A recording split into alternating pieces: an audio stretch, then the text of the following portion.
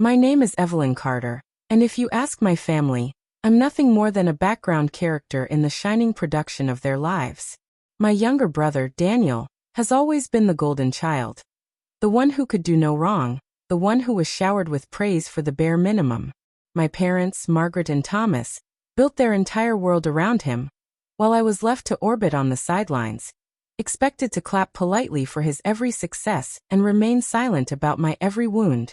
Growing up, I told myself that someday, they would notice me. Someday, they would see how much I gave up for them, how much I wanted to belong. But that day never came. Instead, the older I got, the more invisible I became. By the time I turned 30, I realized something painful. If I disappeared, they might not even notice. And as it turned out, I was right. For years, I lived in the same town in Brighton, England, just a few miles away from my parents' house. I'd spent birthdays, holidays, and countless Sunday dinners watching Daniel bask in their love while I was treated as an afterthought. When Daniel graduated from university, my parents threw him a huge garden party, complete with catered food, speeches, and champagne. When I graduated 2 years earlier, I got a half-hearted well done, and a slice of leftover cake in the kitchen. The same pattern repeated over and over. His new car was a family event, my new job was barely acknowledged, his heartbreak was a tragedy, mine was a nuisance. The breaking point came one autumn evening when I sat at my parents' dining table, surrounded by the usual noise. Daniel was talking about his promotion at a finance firm in London, and my parents' eyes shone with pride.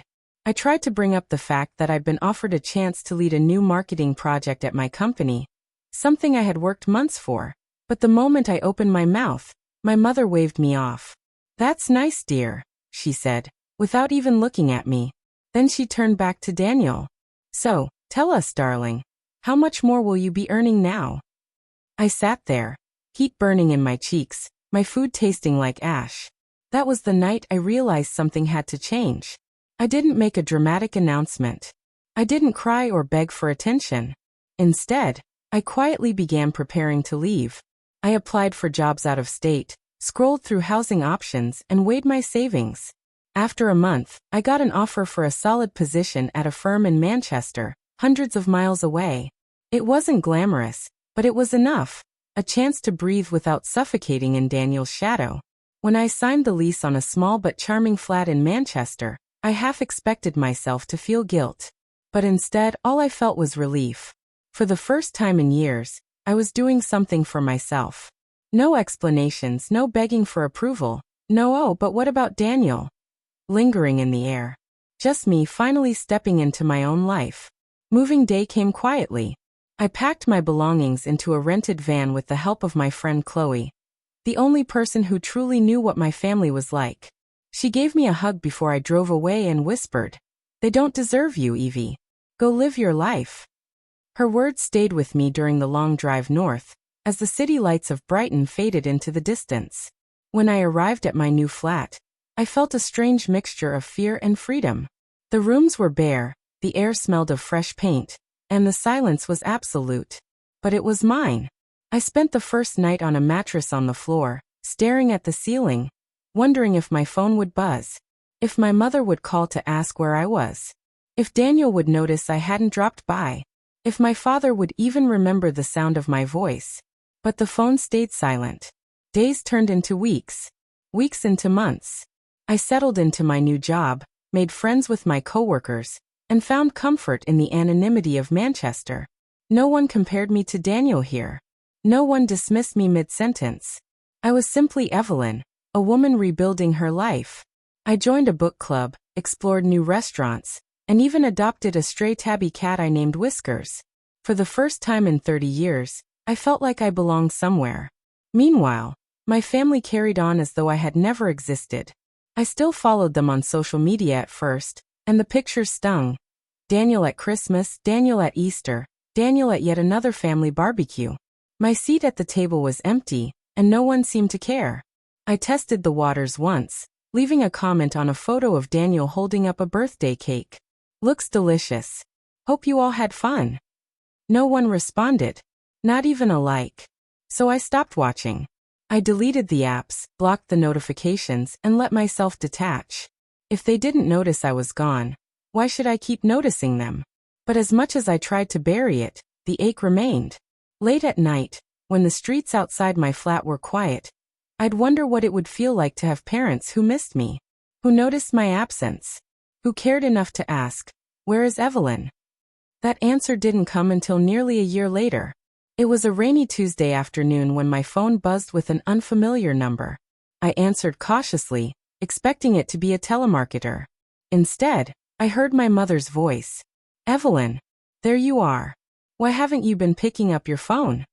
For a moment, I couldn't breathe. This was the first time she'd called me in months.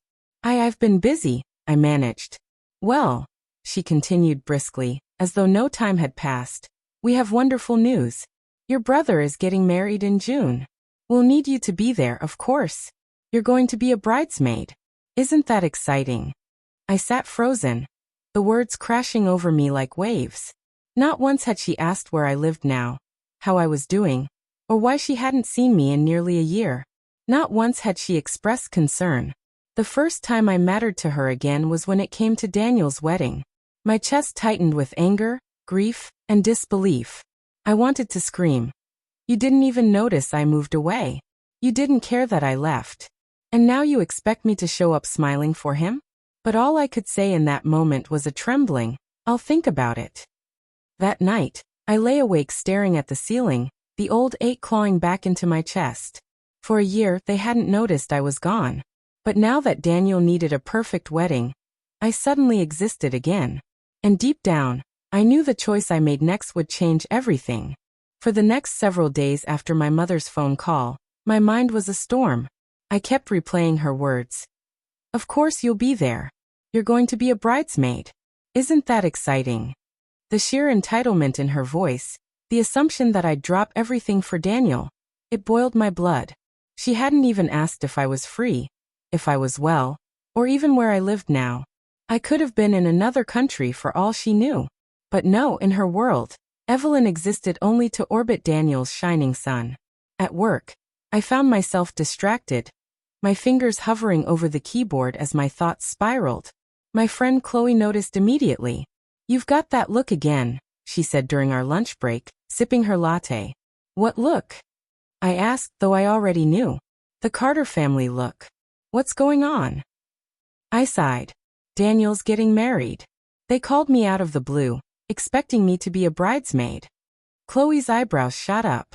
"Wait, they haven't contacted you in almost a year, right? And now suddenly you're invited like nothing happened." "Exactly," I muttered. "It's like the past year didn't exist. Like I didn't disappear and they didn't notice." Chloe leaned forward, her voice firm. "Evie, you don't owe them anything. You built a new life. They didn't care until they needed you for their picture-perfect family wedding." Her words echoed in my head that night as I drafted my response. I knew if I ignored them, they'd hound me with calls. So I wrote an email addressed to both my parents. "Dear Mom and Dad, I appreciate you reaching out about Daniel's wedding. I know it's an exciting time for him, and I wish him well. However, I won't be able to attend. I've moved to Manchester, and my life here doesn't allow me to drop everything on such short notice. I hope the day is beautiful and that everything goes smoothly. Please pass my congratulations to Daniel and his fiancée. Love, Evelyn." I stared at the email before hitting send, my hands trembling. It was polite, respectful, and clear. Surely they'd understand. Surely, they'd realize that I wasn't just a spare part to be slotted in at their convenience. But I underestimated just how quickly they would twist it.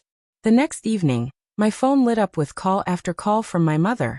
When I finally answered, her voice was sharp with fury. "Evelyn Carter, how dare you embarrass us like this? Your brother needs you, and you're selfishly refusing? Do you know what people will think when his only sister isn't at the wedding?" I swallowed hard. "Mom, I haven't heard from you in nearly a year. I moved to Manchester months ago, and none of you noticed. And now the first time you call me, it's to demand I be a bridesmaid? Can you see how hurtful that is?" There was silence on the other end, then a cold laugh. "Oh, so this is about you again. You always were jealous of Daniel. Always making everything about poor Evelyn. Well, I won't let you ruin his big day with your pettiness." The words stung, But I held my ground. I'm not jealous. I just refuse to keep being invisible until it's convenient for you. I'm not coming, Mum. That's final. She hung up on me. Over the next week, the fallout began. My father called, his voice quieter but no less condemning. You're making this very hard on your mother, Evelyn. Can't you just set aside your issues for one day? For family. For family. I snapped. Dad, where was family when I moved states and not one of you noticed? Where was family when I was crying on birthdays alone, because no one called? Where was family when I tried to talk and Mum dismissed me every single time? Don't lecture me about family. He sighed heavily. You've always been so dramatic. Then he hung up too. Then came the text from Daniel himself. Evie, I don't know what your problem is, but you're being incredibly selfish. This is the most important day of my life. Do you really want people asking why my sister isn't there? Do you want to humiliate me like that? I stared at the message in disbelief. Humiliate him? As if my absence was a stain. As if I owed him my presence despite years of being ignored. I typed back slowly, deliberately. Daniel, I wish you happiness. But I'm not going to pretend our family dynamic doesn't exist. I've been invisible to you all for years. Don't expect me to show up now like everything's fine. His reply came swiftly, sharp as a knife. Unbelievable. You're dead to me after this. Don't bother ever calling yourself part of this family again. That one cut deeper than I expected. For all the pain they'd caused me, part of me still loved my brother. Part of me still remembered the nights as kids when we'd built blanket forts and stayed up whispering secrets. But that brother, the one who laughed with me, not at me, was long gone, replaced by someone who only saw me as a threat to his perfect image. Word spread quickly. My aunt messaged me on Facebook, saying she couldn't believe how cruel I was being. My cousin texted, family is everything, Evelyn. You should be ashamed. Even family friends chimed in, parroting the same line. You're the villain. You're the selfish one. You're abandoning them. At work, Chloe noticed my pale face and sunken eyes. They're gaslighting you, she said firmly. They ignored you for years, and now that you won't play their game, they're turning you into the bad guy. Classic manipulation. I know, I whispered. But it still hurts. And it did. Every accusation, every guilt trip, every cold word chipped away at me. But beneath the hurt, something else was growing. Anger. For years, I had accepted being invisible. For years, I had swallowed my pain and let them treat me like an afterthought. But now? Now they wanted me to step back into the shadows just so Daniel could shine even brighter. And when I refused, they painted me as the villain. Fine. Let them. If being the villain meant finally standing up for myself, then maybe it was a role I was willing to play. The wedding loomed closer, their anger intensifying with each passing week. I was flooded with passive-aggressive emails, guilt-laden texts, and even voicemails where my mother cried dramatically about what she'd tell the neighbors. But I stayed firm. For the first time in my life, I wasn't bending. I wasn't caving. And as the day of the wedding drew nearer, I realized something. Maybe this was the ending I needed. Maybe I didn't need to be part of their story anymore.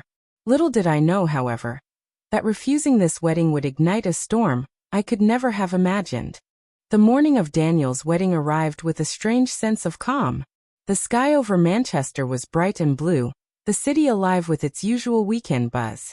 As I sipped my coffee by the window, I imagined the scene hundreds of miles away in Brighton, guests bustling into the venue, photographers capturing every moment, my mother fussing over details, my father grumbling about costs, and Daniel basking in the spotlight as always. And in every whispered corner, I knew my absence would be the unspoken scandal. The night before, my phone had lit up with one final voicemail from my mother. Her voice was dripping with venom, every word designed to cut. You've destroyed this family, Evelyn. Everyone's asking why you're not coming. And I've had to tell them my own daughter abandoned her brother. I hope you're proud of yourself. You've humiliated us beyond repair. I listened once, then deleted it. But the words clung like smoke. For hours, I wrestled with whether I should just disappear entirely.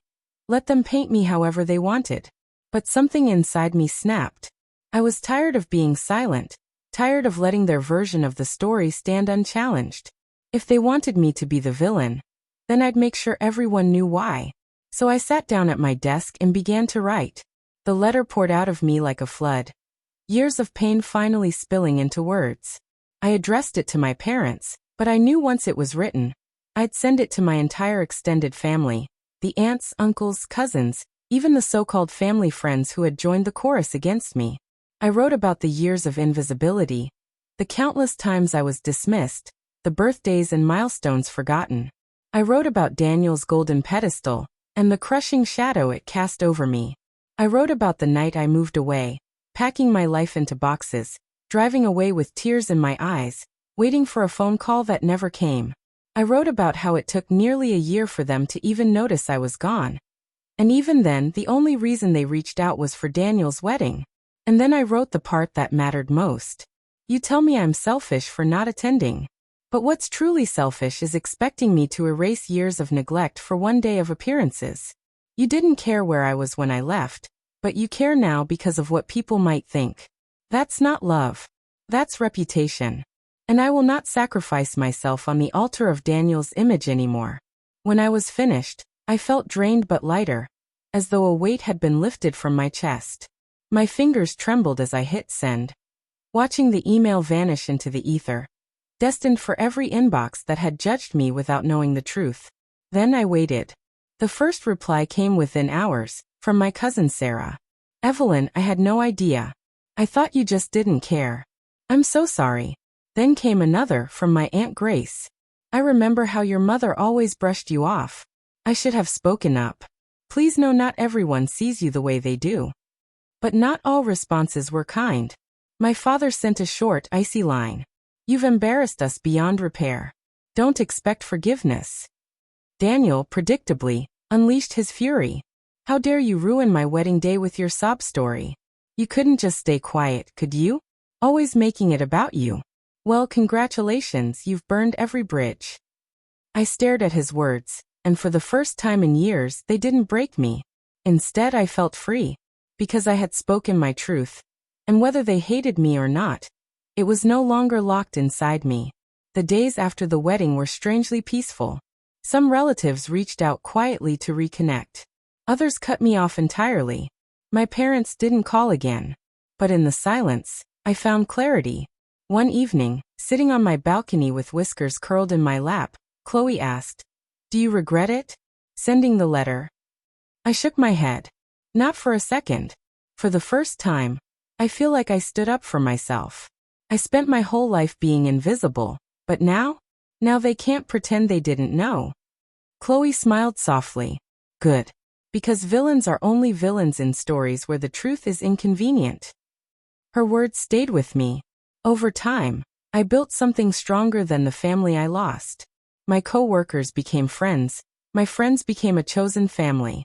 On my birthday, they surprised me with cake and laughter, something my own parents had never bothered with. For Christmas, I hosted a small dinner at my flat, the room filled with warmth and genuine love. And for the first time in my life, I realized family wasn't about blood. It was about choice. Months later, I got a letter in the post.